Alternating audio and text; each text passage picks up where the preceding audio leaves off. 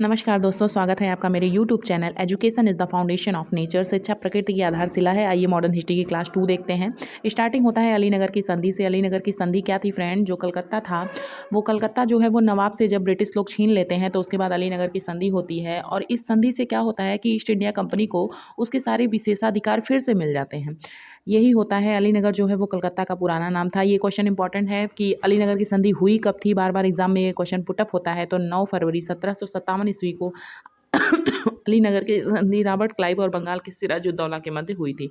Next देखते हैं प्लासी का युद्ध। प्लासी का युद्ध एक ऐसा निर्णायक युद्ध था फ्रेंड, जिसने भारतीय इतिहास में ये समझिए कि ब्रिटिश लोगों को एक विशेषाधिकार दे दिया। यहाँ पर प्लासी का जो मैदान था वो कोलकाता और मुर्शिदाबाद के बीच एक खुला हुआ मैदान था। और पश्चिम बंगाल में पूर्वोत्तर भारत के एक गांव का भी नाम क्या था? प्लासी था। प्लासी का जो युद्ध होता है वो 23 जून 1757 को होता है, दो लोगों के बीच, अंग्रेज और बंगाल के नवाब सिराजुद्दौला के बीच। और इसमें अंग्रेजों की विजय हो जाती है। अंग्रेजों की तरफ से कौन था? वो रॉबर्ट क्लाइव था। वही रॉबर्ट क्लाइव फ्रेंड जिसने अलीनगर की संधि की थी और बंगाल से नवाब को पुनः प्राप्त कर लिया था। नवाब से बंगाल को पुनः प्राप्त कर लिया था। और नेक्स्ट हमारा क्वेश्चन है फ्रेंड, देखते हैं। हाँ, सेना नायक जो था मीर जाफ़र का ही दामाद होगा आगे चलकर मीर कासिम। ये लोग गद्दारी करेंगे। और ये इतना जान लीजिए, इतिहास में कोई ना कोई जो युद्ध होगा उसकी समाप्ति होगी तो किसी न किसी संधि से होगी। कोई ना कोई समझौता होगा, उसके बाद उस युद्ध की समाप्ति होगी।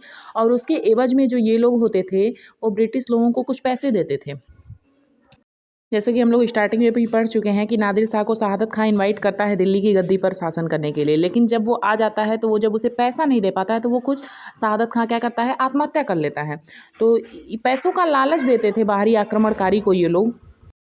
जैसे कि हम पहले भी पढ़ चुके हैं कि नादिर शाह को शहादत खां इनवाइट करता है कि आइए आप दिल्ली पर शासन कीजिए और इसके एवज में मैं आपको करोड़ों रुपया दूंगा। और बाद में जब वो आक्रमण करता है तो जब वो शहादत खां उसे पैसा नहीं दे पाता है तो वो आत्महत्या कर लेता है। हम अपना नेक्स्ट क्वेश्चन देखते हैं, बक्सर का युद्ध। बक्सर की जो लड़ाई थी फ्रेंड, वो ब्रिटिश को एक शासक के रूप में परिभाषित करने वाली निर्णायक लड़ाई थी।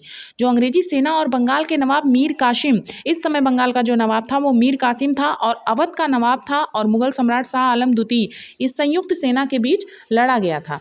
तो मतलब मीर कासिम जो था वो इस समय बंगाल का नवाब था। ये भी क्वेश्चन पूछता है कि बक्सर के युद्ध के समय बंगाल का नवाब कौन था? तो मीर कासिम था। ये मीर कासिम मीर जाफर का दामाद था। और उसके बाद इस समय मुगल शासक कौन था? तो शाह आलम द्वितीय था। और शुजाउद्दौला जो था बंगाल का नवाब था। बंगाल का जो नवाब था वो शुजाउद्दौला। इन तीनों की संयुक्त सेना और उसके बाद अंग्रेज, इसके बीच होती है लड़ाई। और ये लड़ाई होती है वो फरमान और दस्तक के दुरुपयोग और अंग्रेजों की व्यापारिक विस्तारवादी आकांक्षा का एक परिणाम था। अंग्रेज जो थे वो अपनी शक्ति का प्रचार प्रसार ही नहीं कर रहे थे, बल्कि अंदर से भारत में घुस कर इसको खोखला करना चाहते थे और यहाँ पर अपनी पूरी सत्ता स्थापित करना चाहते थे। इसीलिए भारत के इस भूमि में बहुत सारे युद्ध हुए हैं। और नेक्स्ट अपना देखते हैं इलाहाबाद की संधि। जब बक्सर के युद्ध में पराजय हो जाती है इन लोगों की, तो 16 अगस्त 1765 को शाह आलम द्वितीय यानी मुगल सम्राट शाह आलम द्वितीय और रॉबर्ट क्लाइव के बीच इलाहाबाद की संधि होती है। इलाहाबाद की संधि में होता क्या है? ये संधि जो है, कंपनी को बंगाल, बिहार और उड़ीसा का दीवानी अधिकार प्राप्त हो जाता है इसके बाद, ठीक है। और रॉबर्ट क्लाइव और मुगल सम्राट शाह आलम द्वितीय के बीच ये संधि होती है। बक्सर के युद्ध में जब ये लोग पराजित हो जाते हैं तब इन लोगों को संधि करनी पड़ती है। उसके बाद अपना नेक्स्ट क्वेश्चन देखते हैं, पानीपत का प्रथम युद्ध। ये क्वेश्चन बहुत ही ज़्यादा इंपॉर्टेंट है। 21 अप्रैल 1526 ईस्वी को पानीपत का पहला युद्ध होता है। मुगल वंश की जो नींव पड़ती है फ्रेंड यहाँ पर भारत में, वो इसी युद्ध के बाद पड़ती है। पानीपत का जो दिल्ली का अंतिम लोधी वंश का शासक था इब्राहिम लोधी, वो इस समय यहाँ से लड़ाई लड़ रहा था और मुगल शासक बाबर ने आक्रमण किया। पानीपत के मैदान में ये लड़ाई लड़ी गई। पानीपत जो है हरियाणा का एक क्षेत्र है, यहाँ पर लड़ाई लड़ी गई और उसके बाद बाबर ने इब्राहिम लोदी को हरा दिया। इब्राहिम लोदी जो था वो मैदान में ही मारा गया और उसके बाद बाबर ने यहाँ मुगल वंश की स्थापना की। और आप जान ही रहे हैं, बाबर के बाद हुमायूं, हुमायूं के बाद अकबर, अकबर के बाद जहांगीर, शाहजहां, औरंगजेब, बहुत सारे मुगल शासकों ने यहाँ पर शासन किया। और अंतिम मुगल सम्राट जो था वो बहादुर शाह जफर था, जिसे रंगून में अंग्रेजों ने भेज दिया। उसके बाद अंग्रेजों ने यहाँ पर अपनी सत्ता को स्थापित किया। अपना नेक्स्ट क्वेश्चन देखते हैं कि प्लासी के युद्ध के समय मुगल बादशाह कौन था? बहुत इंपॉर्टेंट क्वेश्चन है। शाह आलम द्वितीय। इसी का जो नाम था अली गौहर। अली गौहर ये नाम पूछता नहीं है, बस ऐसे ही अपनी जानकारी के लिए आप जानिए। बस शाह आलम द्वितीय ये नाम पूछता है क्योंकि ये इन लोगों की उपाधि थी और इसी उपाधियों पर ये बेस्ड क्वेश्चन बनते हैं। नेक्स्ट है हमारा बंगाल का अंतिम नवाब कौन था? ये क्वेश्चन बहुत पूछा गया है। तो बंगाल का जो अंतिम नवाब था वो सिराजुद्दौला था।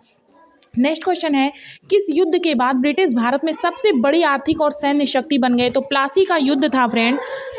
प्लासी का युद्ध था 23 जून 1757 को जो हुआ था। इसी युद्ध के बाद ब्रिटिश लोग थे भारत में बहुत बड़ी शक्ति के रूप में उभरे थे। नेक्स्ट है हमारा कलकत्ता का ब्लैक होल। ये घटना कब घटित हुई थी? तो 20 जून 1756 ईस्वी को ये घटना घटित हुई थी।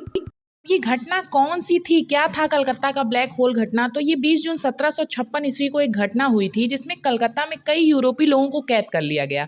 अब यूरोपीय लोगों को कैद किया गया और इसमें कई लोग मारे गए और नवाब द्वारा शहर पर कब्जा करने के बाद ही कलकत्ता के बचे हुए जो रक्षक थे वो क्या थे? यूरोपीय थे। कुल मिला के समझिए एक विवादित था कि ये जो नवाब थे, नवाब जब अपने शहर पर ईस्ट इंडिया कंपनी ने जब कब्जा किया तो उसके बाद इनका लिया गया एक एक्शन था। ये इतिहास में बहुत महत्वपूर्ण घटना है। क्वेश्चन बार बार पूछता है कि कलकत्ता की ब्लैक होल घटना कब घटित हुई थी? तो 20 जून 1756 को। नेक्स्ट क्वेश्चन है, अंग्रेजों को व्यापारी से शासक बनाने वाला युद्ध कौन था?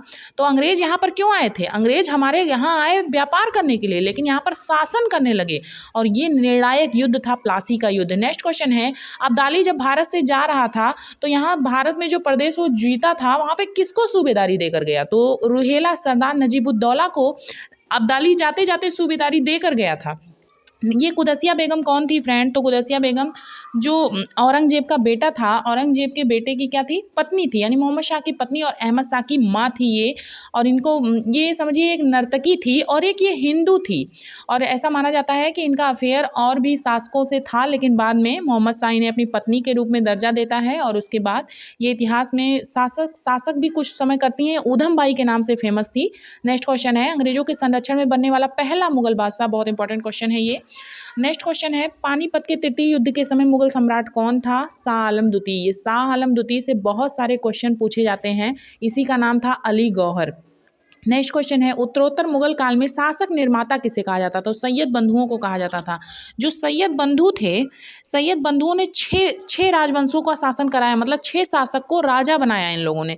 कैसे? एक दूसरे का सहयोग देके, और मतलब जो सहयोग जिससे मिला उससे तो ठीक है, जिससे सहयोग नहीं मिला उससे युद्ध करके उसे हरा कर। ये देखिए मुगल वंश की एक वंशावली है। बाबर ने कब से कब तक शासन किया? हुमायूं ने, अकबर ने, जहांगीर ने, शाहजहां ने, औरंगजेब। यही जो 6 शासक थे फ्रेंड, ये ग्रेट एम्परर थे मुगल वंश के। इसके बाद जो हुए वो अयोग्य हुए और निर्बल हुए। उतना अच्छा शासन वो लोग नहीं कर पाए, लेकिन ये एकदम महानतम शासक है। इसमें आप जानते भी हैं कि अकबर को महान कहा जाता है। भारतीय इतिहास में 3 लोगों को महान कहा जाता है, अकबर को, अशोक को और सिकंदर को। ये लोग जो थे वो भारतीय इतिहास में महान कहे जाते हैं। उत्तरोत्तर मुगल काल में ये 9 शासक हुए हैं और 9 शासक में इसमें शाह आलम द्वितीय से बहुत सारे क्वेश्चन पूछते हैं। बहादुर शाह द्वितीय से 1-2 क्वेश्चन पूछता है कि जिस समय लास्ट में अंग्रेज आए तो मुगल सम्राट कौन था, या फिर इन्हें कहाँ भेजा गया था, या फिर किस उपनाम से कविताएं करते थे। तो बहादुर शाह द्वितीय जो थे वो जफर उपनाम से कविताएं किया करते थे। शाह आलम द्वितीय से बहुत सारे क्वेश्चन पूछते हैं कि इलाहाबाद की जब संधि हुई उस समय मुगल सम्राट कौन था, बक्सर के युद्ध के समय मुगल सम्राट कौन था, प्लासी के युद्ध के समय मुगल सम्राट कौन था। ये सब क्वेश्चन पूछा जाता है। और उसके बाद नेक्स्ट हम अपना देखते हैं कि उत्तरोत्तर मुगल कालीन भारतीय इतिहास का पहला शासक कौन था? उत्तरोत्तर मुगल कालीन भारतीय इतिहास का जो पहला शासक था वो मुअज्जम था। मुअज्जम कौन था? ये औरंगजेब का बेटा था। इसी को बहादुर शाह प्रथम कहा जाता है। ये सब इन लोगों की उपाधियां थी। बहादुर शाह प्रथम, आलमगीर द्वितीय, शाह आलम द्वितीय। इन लोगों का मूल नाम नहीं था, लेकिन आप फिर भी क्वेश्चंस में आपको जब भी मिलेगा आपको यही मिलेगा, यही नाम इनको मिलेगा। और नेक्स्ट हमारा क्वेश्चन है कि मारवाड़ के अजीत सिंह को महाराज की उपाधि किसने दी थी? तो जहांदर शाह ने दी थी। बहादुर शाह का बेटा था जहांदर शाह। जहांदर शाह ने कई काम किया है। जहांदर शाह को इतिहास में लंपट मूर्ख के नाम से भी जाना जाता है। ये सब क्वेश्चन मैं आपको पहले करा चुकी हूँ। एक वीडियो मैंने और दी है, आधुनिक भारत के इतिहास की फर्स्ट वीडियो है वो, आप उसको भी ज़रूर देखिएगा। मैं ये अपने आप से लिखती हूँ अपने हाथ से, और लिखने के बाद आपके सामने क्वेश्चन लेके आती हूँ ताकि आपको बेस अच्छा लगे। और बंगाल किसके समय में स्वतंत्र हुआ था? मुर्शीद कुली खां। 2 ही थे, एक अलीवर्दी खां और एक मुर्शीद कुली खां। बंगाल में इन लोगों का अच्छा खासा शासन था। नेक्स्ट क्वेश्चन है, यूरोपीय पद्धति पर अपनी सेना का गठन करने वाला भारत का पहला शासक। बहुत इंपॉर्टेंट क्वेश्चन है। तो टीपू सुल्तान था जिसने यूरोपीय पद्धति को अपनी सेना के लिए अपनाया था। एक क्वेश्चन है, ईस्ट इंडिया कंपनी और सिखों के बीच कौन सा युद्ध हुआ था? तो 1849 ईस्वी में चिलियान का युद्ध हुआ था। नेक्स्ट है, अजमेर का पुराना नाम क्या था? तो अजमेर का पुराना नाम था Ajmeru. Thank you so much. कैसी लगी वीडियो जरूर बताइएगा। धन्यवाद।